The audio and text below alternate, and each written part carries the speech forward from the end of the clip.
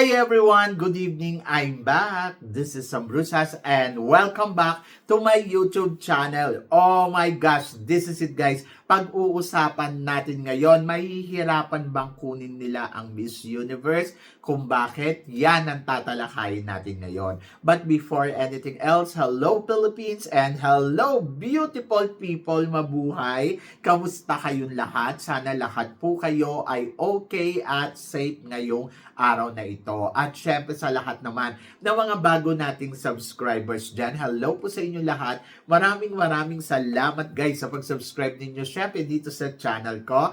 At syempre sa lahat naman ng makamamasam dyan na laging sumusuporta dito araw-araw, lagi-lagi. Maraming salamat guys sa inyong lahat. Syempre, usapang Miss Universe tayo ngayon. So ito nga 'di ba nag-live ako nung nakaraang araw at sinasabi ko nga na mukhang mahihirapan nga si Mr. Chavit na makuha ang Miss Universe sa Miss Universe organization dahil nga 'di ba parang may nagpahiring o nagsalita si Raul na parang mahihirapan kang kunin ang Miss Universe kahit isang taon mo pa na kunin to ay hindi mo makukuha. So parang feeling ko hindi interesado yung organization na sila Raul na ibenta kay Mr. Chavit. Kumbaga parang meron kasi na parang imbiyer na yung organization kay Mr. Chavit kaya parang feeling ko mahihirapan sila.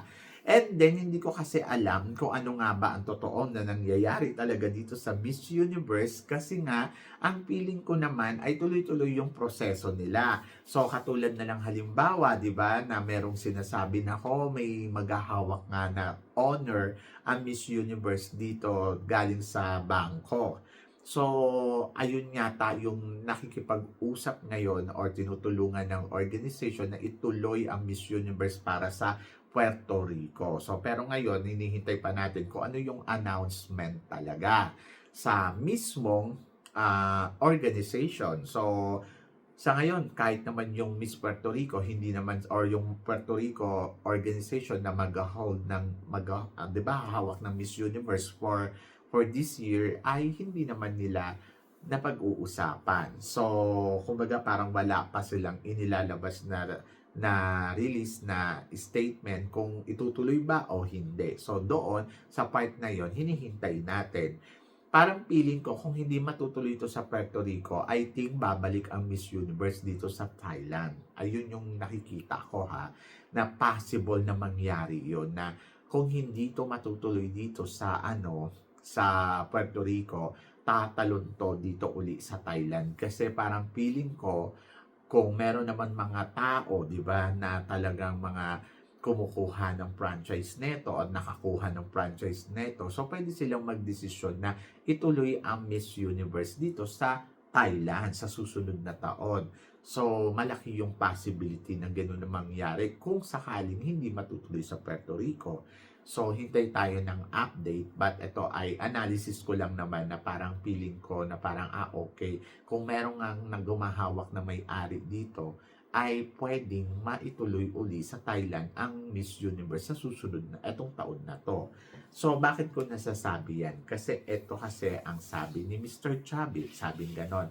Nagpunta rin sa Pilipinas yung mga dating official ng Miss Universe na sinabi ko gusto kong bilhin. Mabibili pero marami kaming dadaanan at sinasabi niya na maraming kaso. So, yung mismong nilapitan nila. So, ito yata si dating Vice President o dating President ng Miss Universe na si Swan, di ba? So, parang ang sinasabi niya, mabibili pero marami kaming dadaanan. So, mahihirapan talaga sila. Pwede namang mabili pero parang bago naman nila mabili, marami pa silang pagdadaanan dahil nga, so sabi niya, I think ang may hawak ng Miss Universe ngayon yung pinagkakautangan nila. So, tingin daw ni Mr. Chavit, yung may hawak ngayon ng Miss Universe, I think kung saan sila nangutang. Pero, ang may-ari pa din, kumbaga parang may-ari pa rin sila Raul, sila pa rin yung nagpapatakbo, pero yung kasosyo nila ngayon dito, yung siguro yung mga inutangan nila at ayun, sila ang magdidesisyon.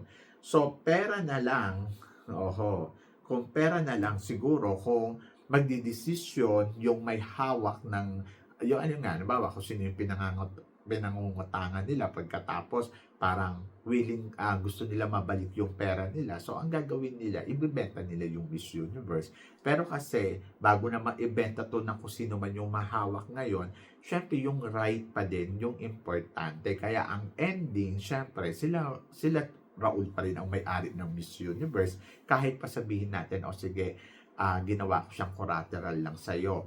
Tapos, ganun lang. So, medyo parang mahihirapan pa din talaga sila kunin. Pera na lang siguro kung talagang babaksakan nila to ng alam kong kaya naman ni Mr. Chavit. Pero parang feeling ko, hindi na makikipagpukpukan pa si Mr. Chavit kung ganito kagulo o ganito kalaki yung problema. Pera na lang siguro kung ang gagawin ni Mr. Chavit, pride yung paiiralin niya na parang sige, kahit pa anong mangyari dyan, baksakan nyo yan at kuhanin natin, di ba? So, talagang doon lang na parang, o sige, kikilos talaga sila na parang ma-prove lang nila kay Raul na, sorry ka, pababaksakin kita, yung mga tipong ganon, di ba? Pero parang feeling ko, hindi gagawin yun ni Mr. Chavit na parang ibababa pa niya yung sarili niya sa mga ganitong sitwasyon na alam naman niya may hihirapan. Kung madali, I think, i-grab niya yon. Sige, kunin natin. Pero kung mahihirapan siya, parang feeling ko, dededmahin niya na yan. So, yon. So, ang ending niyan, pera na lang siguro kung talagang makikipag-coordinate ko sino man yung tinutukoy dito ni Mr. Chavita.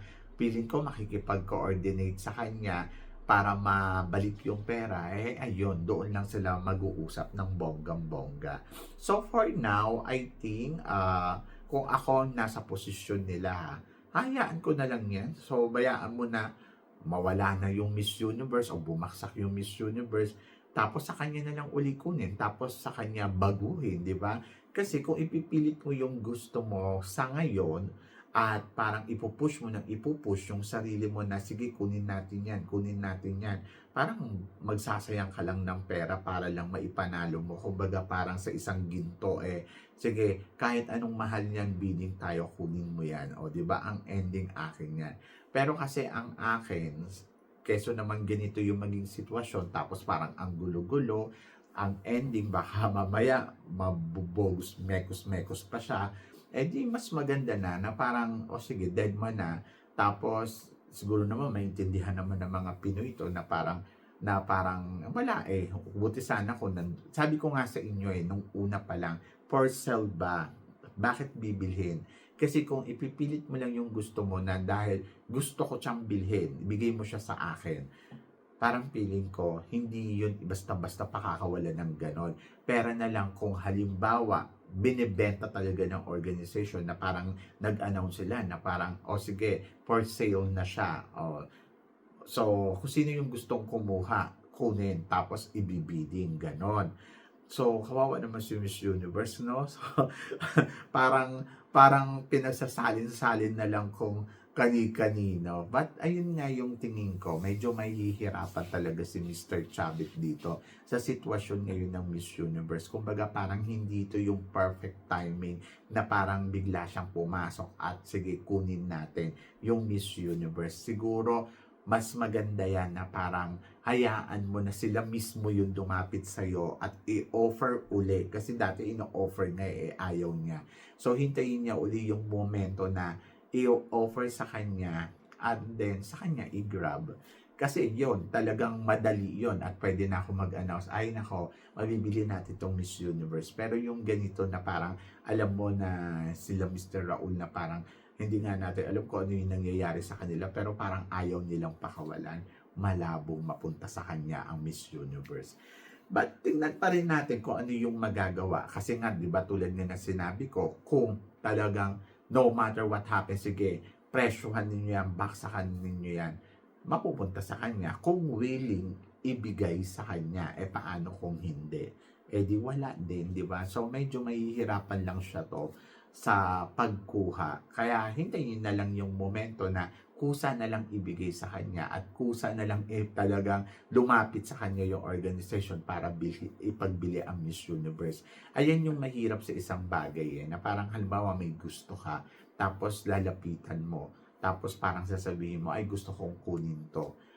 Kung hindi naman na parang, hindi kahit sabihin mo pa na, magkano mo binili yan, tapos hindi nila basta-basta pakakawalan yan. Kasi alam ng mga negosyante to kung ano at magkano ang pwede pa nilang kitain more than doon sa isang baksakan na pera lang na ibibigay mo at pwede naman din mawala ng bonggang-bongga. Kaya nga si Kunan, di ba, binili niya ng ganitong halaga, benenta naman niya yung 49%. So 51% siya pa rin ang may hawak, pero pinagbili niya yung kalahati ng share niya sa halaga kung paano niya nabili ang Miss Universe. So, gusto makapasok ni Mr. Raul. So, take it or leave it sa ganitong halaga. So, pumayag si Mr. Raul. Ngayon, natural, andyan siya, makikinabang siya ng bonggang-bongga. So, ngayon, ano nangyari kay Kunan? So, nawala sa eksena si Kunan. So, sino ang may hawak ng Miss Universe? Di si Raul. Tapos si Raul, pinagbenta naman to doon sa mga iba siguro na pwedeng ayun nga, ganun nga. Negosyante kasi sila. So, naiintindihan ko yung talagang laro nila dito. Pero ang pinaka nakakalungkot sa part na to, ayun nga, na parang kawawa talaga si Universe kasi magagamit talaga siya ng bonggang-bongga. So, nakakalungkot. Di ba? Parang, yes, mahal si Universe, brilliant siya, kaya interesado ang lahat sa kanya. So, yung kumbaga, yung kislap ng tingin, kislap at sinag ni Universe, ayun talaga yung pinag-aagawan sa ngayon. So, yan. So, diba? So, medyo nakakalungkot na parang minsan iisipin mo, wow, ang layo na talaga na narating ng Universe at ganito na siya kaginto. Pero, ang nakakalungkot, ayun nga lang, talagang, kumbaga parang sa isang babae ay ayun na. Layo na narating niya. So, yan. So, gets ninyo? So, ngayon guys, ano guys ang masasabi ninyo dito sa mga pinag-uusapan natin ngayon? Tingin ba din nyo, mahihirapan nga ba si Mr. Chavit na makuha ang Miss Universe kung kanino man? So, please comment below para at least malaman ko naman kung ano naman ang chika mo dito sa mga tinatalakay natin. Syempre, maraming salamat sa inyong lahat sa support at pagmamahal na binibigay ninyo syempre dito sa channel ko, at sa mga hindi pa po nakaka-subscribe, please don't forget to click like and subscribe my channel at i-click nyo na rin po ang notification bell to more updated syempre sa aking mga chika. Sabi ng ganon, always keep smiling and laban lang. So guys, hanggang dito na lang, hanggang sa muli nating chikahan. See you tomorrow. Thank you guys!